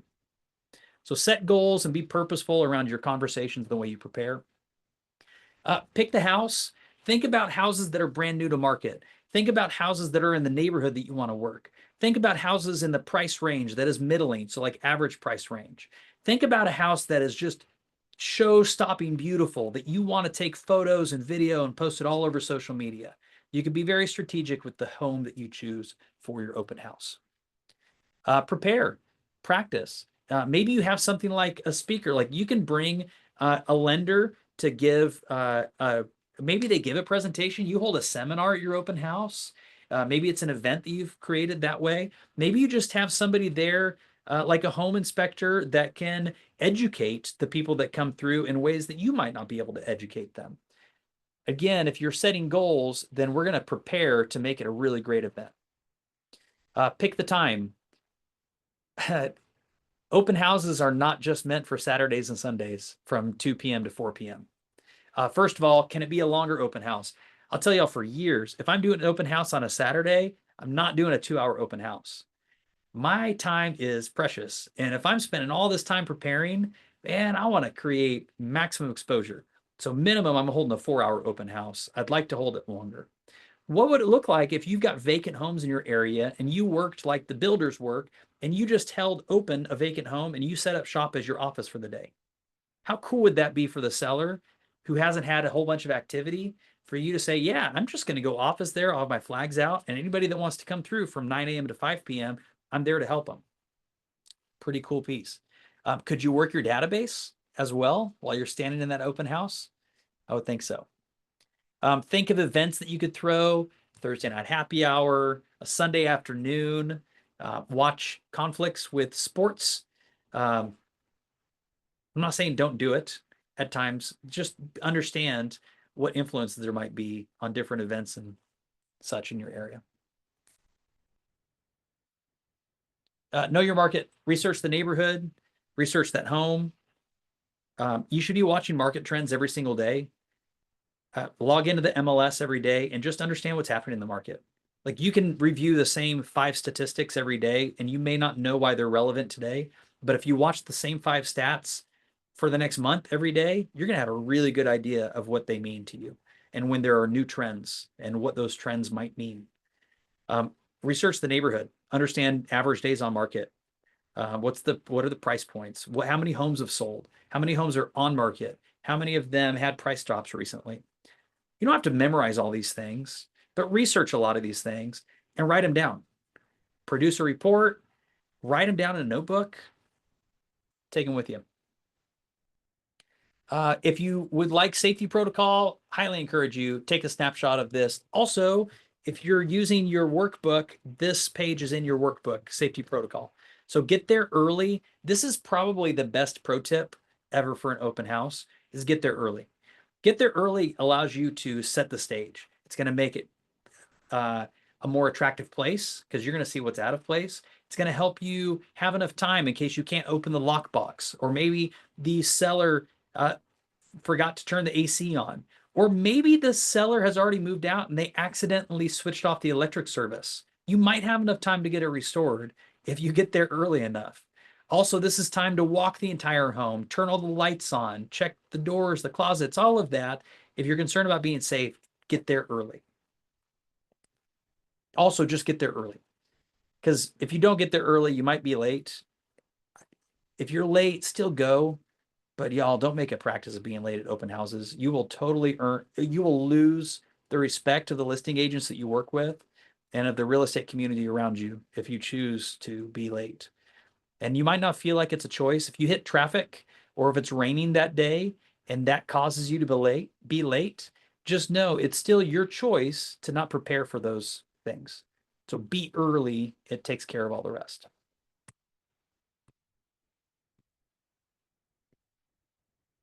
I like this. The difference between big and really big is how you manage your time and focus. The difference between good and great is just the same. Be an accountable person, manage your time, and manage what you focus on during that time. Time passes regardless, but I can certainly control what I do within that time. So we prepare, we prospect, and we pursue. Most of the work, it says it's done the day Before the day of. Yeah. So it's generally done way. If you listen to agents that work open houses as their primary lead generation, they know next weekend what open house they're holding already. So like it's Tuesday and not this Saturday, but they already know what next Saturday they're going to be hosting. Now, do homes get sold between now and next Saturday? Yeah. So might they have a backup plan? Probably. And yet they plan enough in advance because they want to practice, make sure they're prepared for it, and they want to do a bunch of research as well. Also, we'll talk about that in a minute. Prospect, like we want to get people there. And the more time I have in preparation, the more people I'll be able to get to the open house. So this is a great process. If we're hosting a Saturday open house, this is a process that it might look like. Again, build systems. Your system might look different than anybody else. But if you need a system to start with, use this one. Select the house on a Monday. Tuesday, we're now telling everybody about it. We're posting it online. We are, so on your social media platform, and probably in multiple different ways, we're posting out. We're going to walk the neighborhood to get used to understand it a little bit better. Like, especially if we don't know the neighborhood well, go and put your feet on the ground and understand what people in that neighborhood feel. Invite neighbors to the showing. If you choose to go door to door and just simply invite people to the open house, it is a super non-threatening way to build a ton of relationships, to create a ton of goodwill in the community. Also, bonus, a bunch more people are going to come to your open house. And so now you've got multiple touch points. I have the touch point when I met them at the door. I have the touch point when they came to the open house. And it's much more likely that we actually get in conversation that is valuable and I can follow up with them long term. Wednesday, I'm going to post online again. It's not a one and done on Tuesday. All week long, I'm going to be talking about this weekend's event. Please come and see me. Install a yard sign, perhaps. Maybe that's not allowed everywhere, but how bad would it be to put a sign in the yard that said open this Saturday from 12 to 4? Thursday, we're going to post again. We're going to start inviting our database. So I'm sending text messages. I'm doing an email blast to everybody in my database. Friday, we're doing online again. We're preparing market statistics then. So maybe I've been researching the neighborhood some along the way, but Friday is when I'm really getting ready because tomorrow I'm going to use these market stats. Tuesday's market stats might be different from Friday's, but I can do my research Friday, walk in on Saturday, and it still be relevant. Print flyers. Now, maybe earlier in the week, I told people we've got a home for sale down the street and we're going to hold an open this Saturday. Now I might go back to those same homes and say, hey, I didn't have this at the time, but I wanted to put this in your hands. Just a reminder, we're going to be hosting an event. Hey, by the way, if people park in your driveway or along your curb or in front of your mailbox, my phone number's on this flyer. Would you just call me? We never intend to be a nuisance, but sometimes we have so many people come to these open houses that they disturb neighbors. Just please give me a call and I'll make sure to personally handle it. That sets you apart from anybody else that might be knocking on their door because you're really like you're warning them of something. You're asking for their help. You're collaborative in nature. Isn't that the kind of agent they would choose to hire to sell their home? Here's what people like to know. What's going on in the community, in the neighborhood? If they're relocating in from an out of state, what should they know about the area at large? If it's a first-time home buyer and they don't know anything about the purchase process, what are the high points that they really need to know? And then what's a mortgage on this property look like as well? You can talk with your lender or your title company. These are great relationships that have a lot of these resources they can just give you.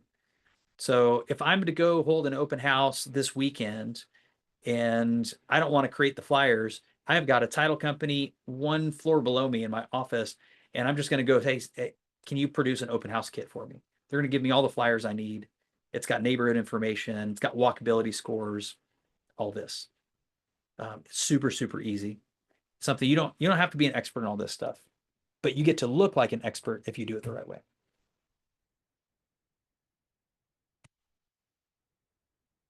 Okay, so prospecting happens ahead of time and it happens at the open house and it happens after the open house. So we keep prospecting in mind as we're preparing, as we're holding it and as we're following through, we want to build trust with anybody that we come in contact with. I'm not just a salesperson, I'm a host. I am a community organizer. I am a resource and a wealth of knowledge for the people that have questions for me. I'm somebody that comes from service and provides value to people. So we capture information at the open house so that we can follow through with people as well. So I know agents that are great. They're no nonsense. People walk into the open house and they point at the book. They're like, great, welcome, please sign in. And then every single person signs in. I know other people that try to use the same exact conversation and people look at them like they've got three heads, right? I get it. It can be difficult to get people to sign into your open houses and find a way to make it happen. There's no excuses. Like you're the professional, you've got to find a way that works for you. Try a couple of different ways, or try the way that you think is going to work best and do it over and over and over again until you become an expert in using that method. It's very difficult, near impossible, to follow up with somebody if you don't have a form of communication to follow up with them. So phone number, email, if you can capture their home address. I know people that capture home address of virtually every person that walks through an open house. Just so you know, it's possible. Regardless of what your experience has been or is right now, you can capture a high level of information and qualify. Understand what they're like. Why are they there? What are they looking for? How long have they been shopping? Are they shopping, or are they live in the neighborhood, or they have a home to sell? You can qualify. We greet everybody and we engage in conversation. Remember, questions are the goal. I just want questions. I want to keep them talking. Especially if I'm nervous about what information I hold. If I ask the questions the whole time, nobody knows that I'm unconfident or a rookie. I sound like a pro because I know the questions to ask.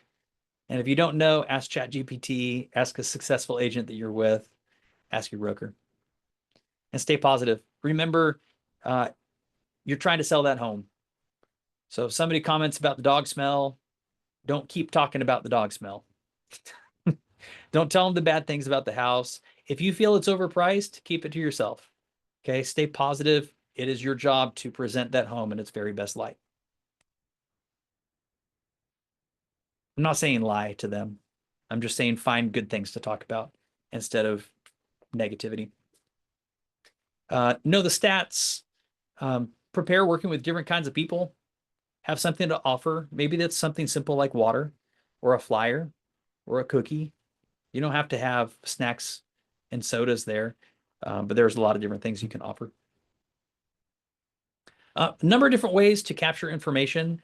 My favorite way, and again, show up on Thursday, you'll learn about this, but you can use your KW website to create automated open house landing pages, sign-in pages. It's really cool. And when somebody fills out their information on that page, that contact record appears automatically in your command database. You're there to book appointments, so give everybody the opportunity to book with you. Everybody that signs in is added to your database and you follow up with everybody. Not once, not twice. You follow up with them according to your system. So ask yourself, what's a great follow-up system look like? If you don't have a great system, just take a guess. Is that a couple of calls in the first week? Is that one call a day? Is that a text message follow-up? Is that an email? Hardeep? Hi, Seth. I just have a quick question. The landing page that you're talking about, how do we get that? Great question. Don't have time to cover it tonight. Come back on Thursday. It's part of the session, and Okay. it's all over Connect as well. But it's pretty simple. I'll give you the high level. Go to the page on your KW site and just type /open house at the end. It's super easy. Okay. Thank you. You're welcome. That's it for open houses. Like there are only three pieces. You prepare for the open house really well. You prospect every single person you come in contact with for business, and then you pursue the qualified opportunities. So again, quality comes with the quantity. So we first find a lot of people and we identify who are the handful that I really wish to pursue.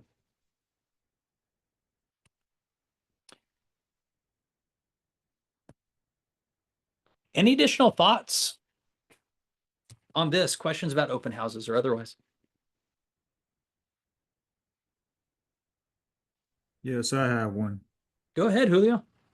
Yes, do you follow up with some people that, like so in my sign up sheet, I have, do you have an agent? Yes or no? And when they say yes, do you still follow up with them?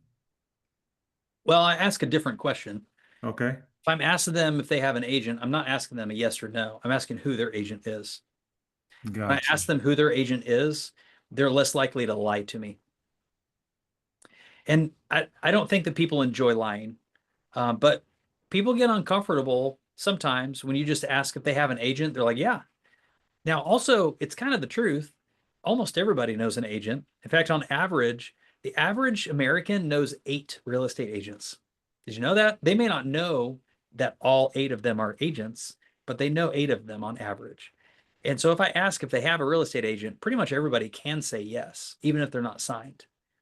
And so I would ask who their agent is so I can respect that relationship. And if I get the feel like if they're asking me questions that they should be asking their agent, then I might follow up with, now I see you've put an agent here. Do you have a signed agreement? Are you in a contractual relationship with them?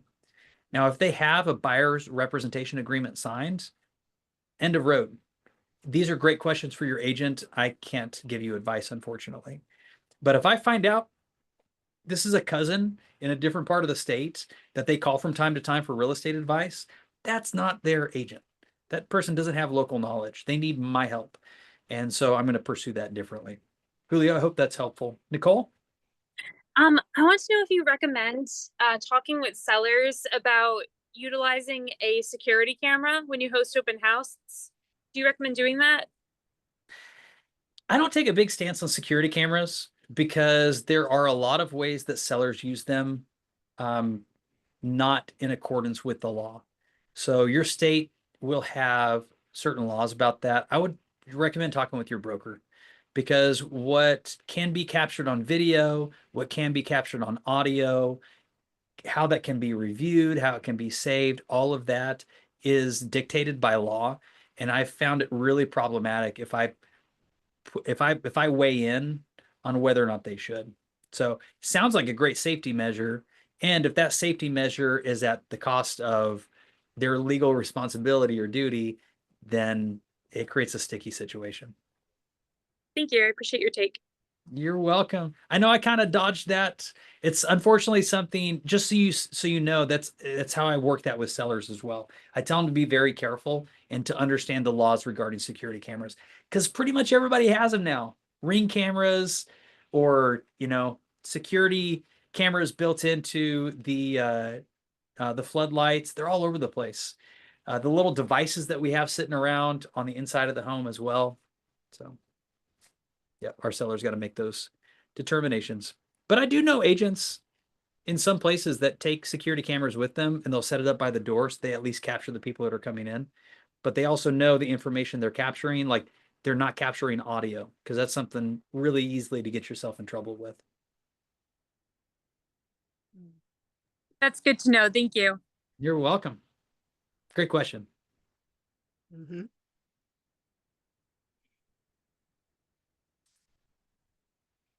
I love it. Microwave popcorn. Thanks for popping by. That's so good. All right. So your action item, go plan an open house. In fact, if you work with me in my productivity coaching program, I'm going to tell you in your first month, you should do 2 open houses. In your next month, you should hold 4. And in your third month, you should be holding 8 open houses per month. I will tell you this also. If you tell me you want to earn $1 million in real estate, we're not talking 8 open houses at a 3-month pace. I'm talking how do you hold an open house every single day? If you want to make it big, just go hold tons of open houses. Even if nobody's there, you can call your database the entire time you're at the open house. So if you haven't yet, go plan your first one. Start there.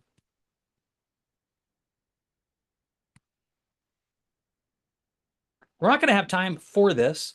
So I'm going to come back to this at the end of the session because I want to get into some of the social media content as well.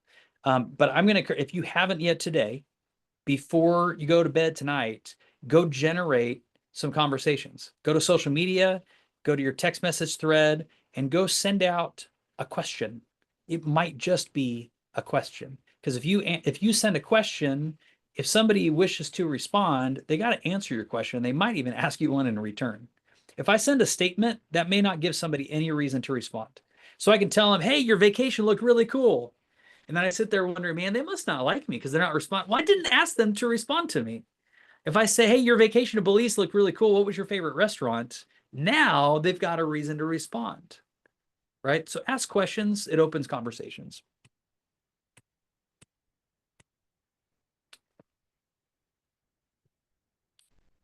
We're going to work through capturing leads with social media. I think this is one of the most misunderstood areas in all of real estate. We have a lot of social media wannabe millionaires. Like they look like $1 million in social media, but they've not sold a single thing. In fact, I don't know if y'all, I can't remember the name or his stage name. There's a guy, he's a real estate agent, and he produces videos. They're really funny, and he curses in them a lot. And he's like, I can't remember what he calls himself, but anyhow, it's really funny, and he gets a lot of views, like millions of views. Like the guy's gone viral. People love watching him, and the guy sells like maybe 5 or 6 homes a year. He's not successful in real estate, even though he's super successful in social media. He produces more income through social media in the monetization of his following than he does in real estate sales. That's a broken method for working social media. Your social media should enhance your local business, not undercut it. Okay. So think of you, you're a person, you want to be where people are, you want to meet them where they are. Social media is where 2/3 of the world is every single day. And so I can take my physical presence and I can go and show up in that space to produce more opportunities for real human connection.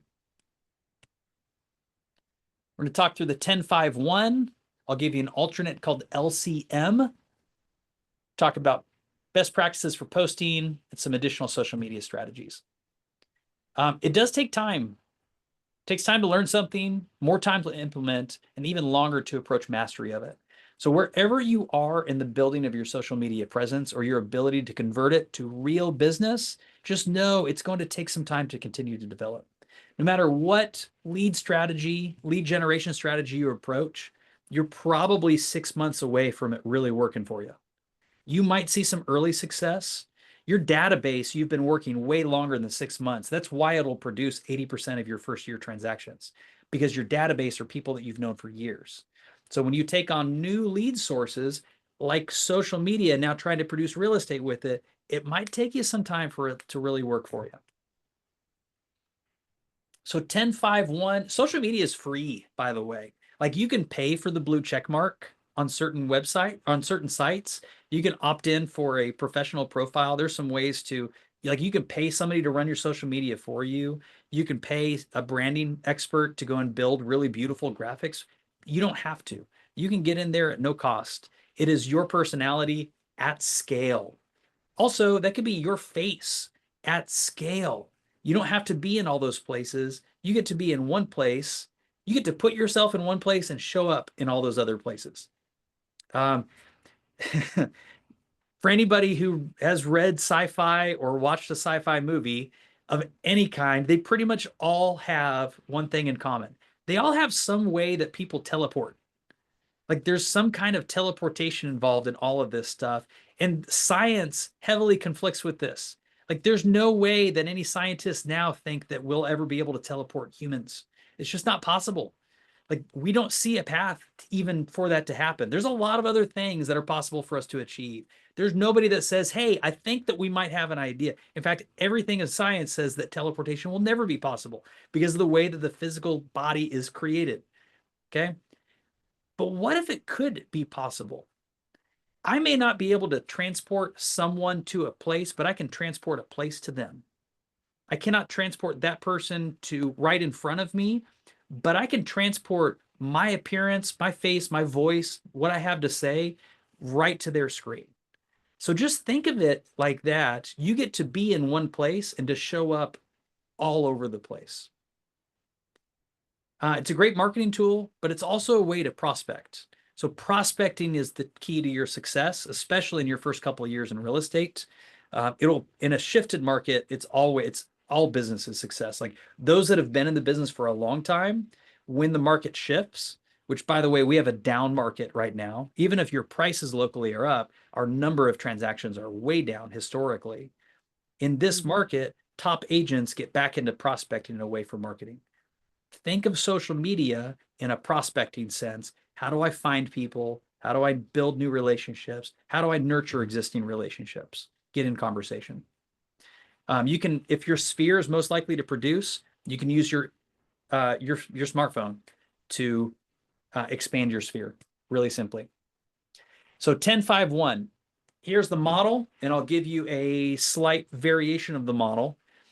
10 likes, 5 comments, 1 direct message, or an individual post, or a shared post of somebody's. So I'm going to back it up. 10 likes or loves. Go and find people in your world and just go engage with their content by marking a heart or a thumbs up or something like that. This will take virtually no time at all. Like you can do 10 likes or loves in less than 5 minutes. You could probably do it in less than 2 minutes. Now, you might be a bit more prescriptive as to who you're engaging with and go intentionally find something that you really want to talk about. Go and like it. You don't even have to comment on it. You're just training the algorithm that this is a relationship that matters to you. And when you go and like their content, now social media platform of your choice, and it doesn't matter which kind, they all work this way. When you engage with their content, they will see more of your content. It is the way the algorithms are built. When you comment on their content, it deepens it because now you've got human input. It wasn't an accidental tap or a button press. This is my thoughts that I put into words caringly so that you could receive it. Now, if you really want to plus this, go leave those 5 comments, but ask a question because maybe somebody else responds to it. And now you've developed 2 relationships at the same time. The original poster might go back to your comment and answer that and create a conversation thread out of it. It's a way to scale up your conversations with something very simple. And then 1 share, direct message, original post. Y'all, this entire thing can be done in 10 minutes a day. You might give yourself some more time. If you could do it in 10 minutes, what could you do in 30? What could you do in an hour? But be intentional with your time on social media. The idea is to have something very simple that keeps us from just the doom scroll. Like, do you ever find yourself lost? You pull up Facebook or TikTok and you remember what you were doing before, but then it's like 2.5 hours later, you're like, whoa, what happened? Like, this is a way to get intentional. You can lose a lot of productive time, or you can train yourself to use social media to produce. So if you do 1 original post every day, 5 comments and 10 likes, you will play the algorithm in your favor. You don't have to do anything super fancy. Now, I want to give you this. This is bonus content, LCM. LCM, like, comment, message. You could see this as 10-5-1.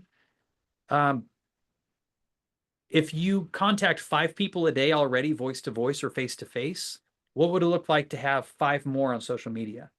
So if I have 5 phone calls, I can also have 5 likes. I have 5 people I want to engage with. So I go to their page, I find a post, I like it. I comment on that one or a different one, something. And maybe it's just a statement.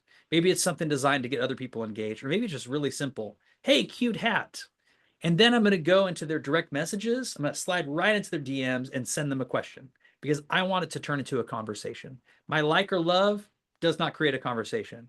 My comment on their post probably will not create it doesn't always create a conversation. But when I send them a direct message with a question, now it is very targeted and all they have to do is respond to my question. I have a chance to have a whole back and forth. And here's the cool thing. Nobody sees the direct messages but you and that other person. So you can be very personal. It's a better chance that somebody opens up, especially in social media. These may not be deep relationships. And so in a public sense, they may not be real comfortable conversing with you, but in a private sense, maybe they're a little bit more open to it.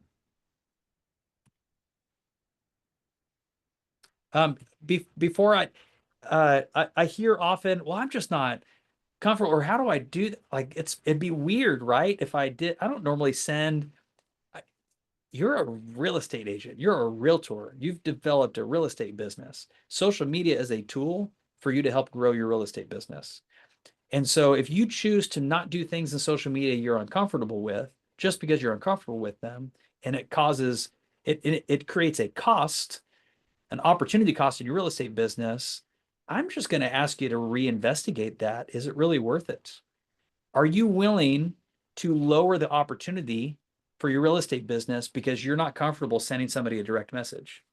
Or is it important enough for you to win in real estate that you're willing to reach out to people, and even in ways that you typically haven't?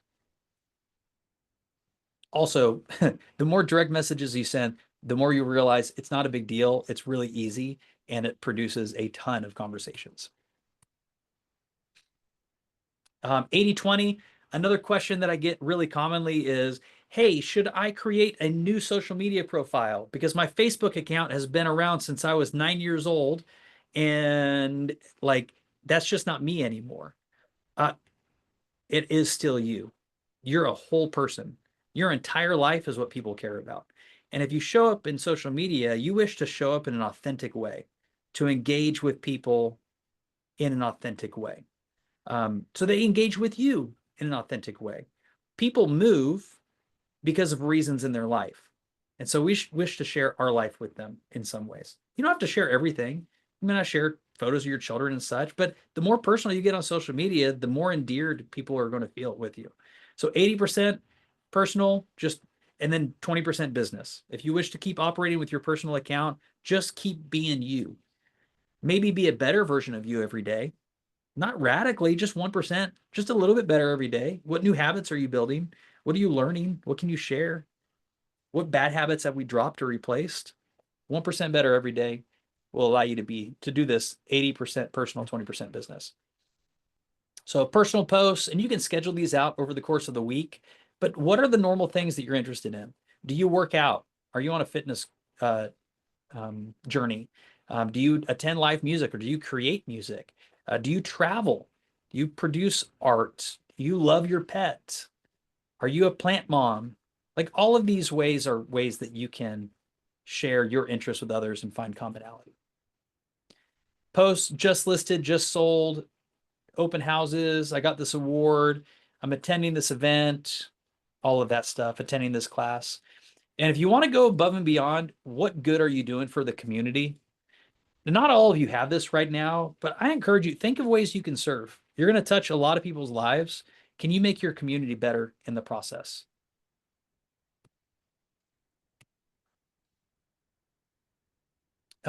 Use images. Bonus, use video. Your voice and your face is the best representation of you online. And I'm sorry if you really don't like the way that you look or sound on camera.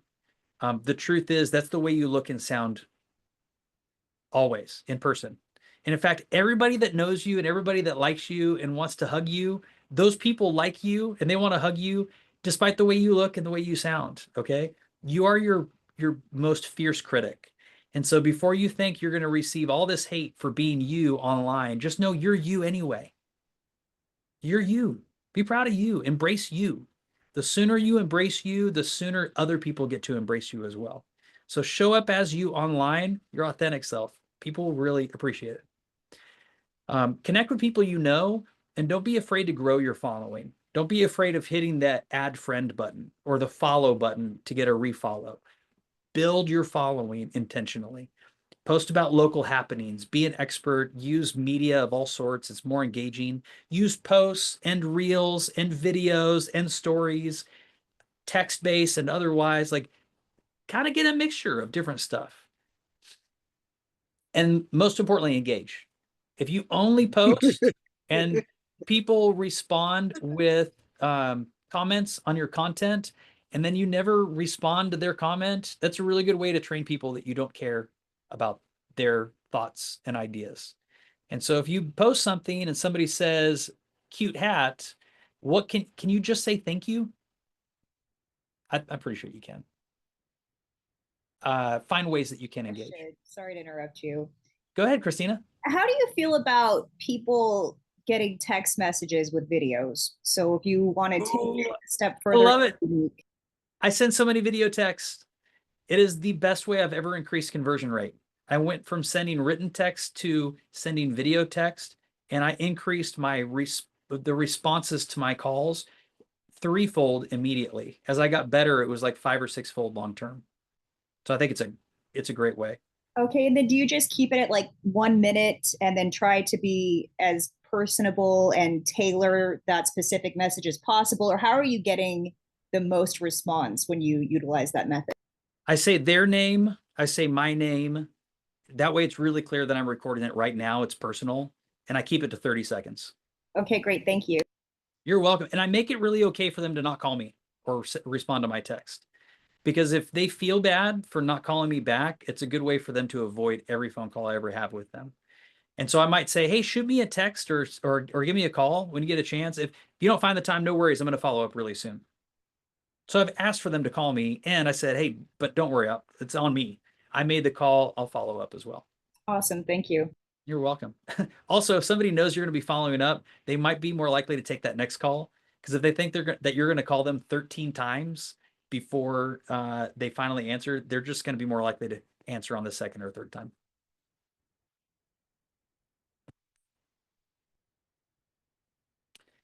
Highlight your business. How can you be specific? How can you specialize? People want experts. And so become an expert in something. Become an expert in lakefront homes. Become an expert in luxury properties. Become an expert. I work with a guy who is an expert specifically on luxury garages. He wants to find garages where you can park 10 cars, or with nice epoxy flooring, or with a shower in it. Like, he does all of this specialization there, and it's a pretty cool piece.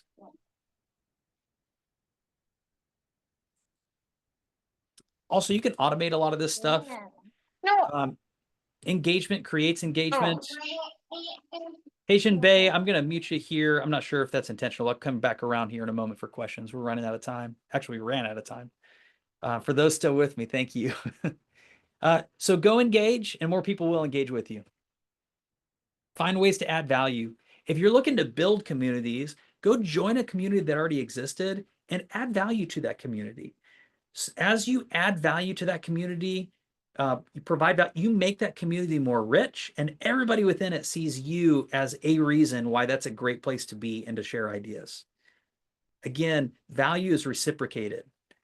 Care is reciprocated. As you care for people, they care more for you in return. You build trust in the process. Be authentic. Don't be a jack of all trades. Specialize. Find your niche. In fact, that is like the trend this year. Like, I've been watching trends about video. There's a lot of talk about AI, but I'm telling you, the top agents, they talk about niching down. If you're using AI, how does AI serve your niche? If you're doing video, how does video serve your niche? Are you specializing in a city or in a kind of home or in an interest area? Measure what matters.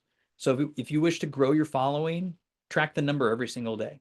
Use analytics to see how long people are watching your videos, when they're tuning out on your videos. If you post reels, and you have a professional mode turned on in the metaverse, like Instagram and Facebook, you can see how long people are watching and at what time most of them are signing out. So you might learn things and become better with time. And the big thing, it's not on here, but this is the really, really, really big thing. Be consistent. If you start with it, and if it's important to you, just because you're not seeing it pay off over the first week, don't quit. Like, commit to it for months. You're starting this because you're going to do it for years. Pursue those years, but no, you got to get through weeks and you got to get through months first in pursuit of the years and when it really pays off for you. I'll leave this up for just a moment. Last chance, I'd so appreciate 5-star reviews if this has been a 5-star experience.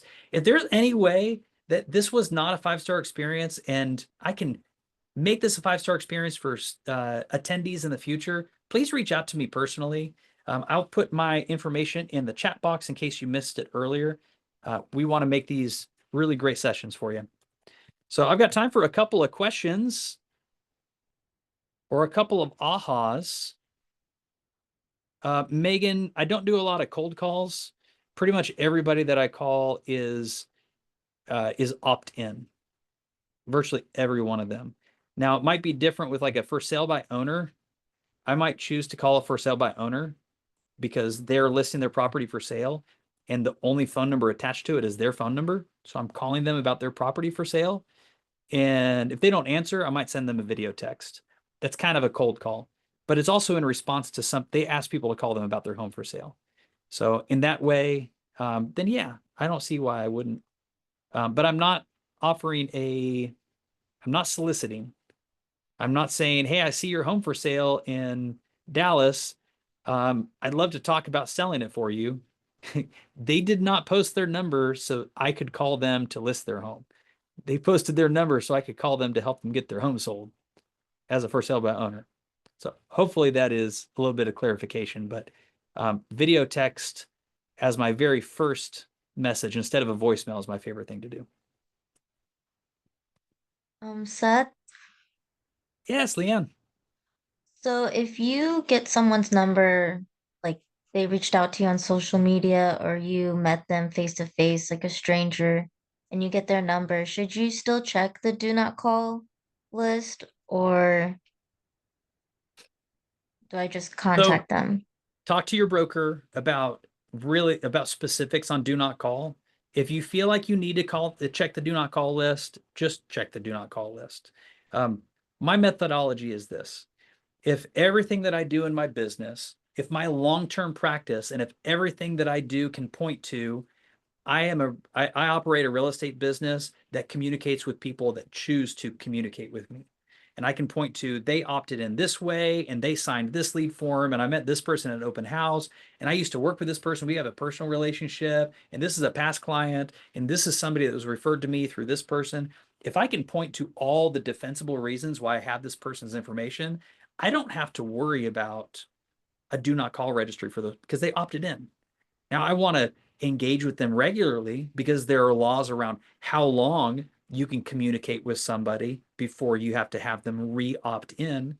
And so it's on me to earn that opt-in and to communicate with them frequently enough to keep that business relationship and that personal relationship alive. I know that's an answer, non-answer as well. Do not call in No, it TCPA helps. is a really big concern. And so get comfortable with either checking it on a regular basis for everybody you talk to, or build a really great business that is based upon people choosing to be in relationship with you. I think that's the way to go. Okay. Thank you. You're welcome. Other questions or ahas or things you're going to put into practice? I'd love to hear one or two things that somebody's going to put into practice. Are you booking your first open house? Are you following a new social media schedule? Do you have a new video idea? Are you going to go import your database of all the people you used to work with? William's using video text. Love it. Doug is using the 80-20 rule and more videos. I imagine on social media is what you're talking about. Letitia is using social media schedule and video text. Doug's doing video text as well. Nicole's importing her database. Yay, finally. Step one, build your database. I love it. Leanne is more social media posts. I love this. Steven is going to be direct messaging people after commenting on Facebook. Really natural follow-up. And it makes it more likely they see your comment and care about it as well. Nicole's using video text. Kareth is doing 20 daily touches. William's going to do more follow-up, follow through on what you say you're going to do and follow up with all the people that want to talk to you. Nicole just got command today. Oh, so good. Oh, day one, and you're going to build your database already. Love it. Hardeep is doing 20 daily touches and more direct messages. Leanne is talking to your database. For those of you who are committing to 20 daily touches, you're going to love Bold. Go take Bold. They're going to ask you to do this. Like the long-term stat is, I think, 12 transactions on average from agents that go through the Bold experience. And a lot of it comes from these 20 conversations a day. This is like a month and a half coaching session. So can you imagine producing another 12 deals in the next 6 weeks? And the most important thing you can do is just have 20 conversations a day. It could change your whole world. Maybe you can finally retire your grandparents this year, like you've been thinking about doing. Maybe you get to take that big family vacation, like you're thinking about doing. Maybe you finally get to launch that nonprofit. Maybe you get to invest in that new car that's totally wrapped with your brand on it. 20 conversations a day. Love it. William's going to start inputting more Sphere. Man's talking database. Rachel started direct messaging people on Facebook. Friends with essentially saying, hey, it's been a while. What's new? What's new? That's a question. I love it. Y'all, thank you so much for the engagement. Thank you for the attention and for sticking it through all the way. I trust this has been valuable. I know that because of what you told me in the ways that you're changing your business. I saw a hand go up. Maybe it was by accident. Thank you. That Thank was you, a great William. class. You're welcome. Thanks, Letitia. All right, guys, be back tomorrow, same time. I won't be here, but I will be here next Tuesday, and not the following, but the last Tuesday of this series as well. Thank you Tuesdays so are my much. jam. Thank See you guys you. soon. Thank you. Thank you. Set Thank you so before you go. much.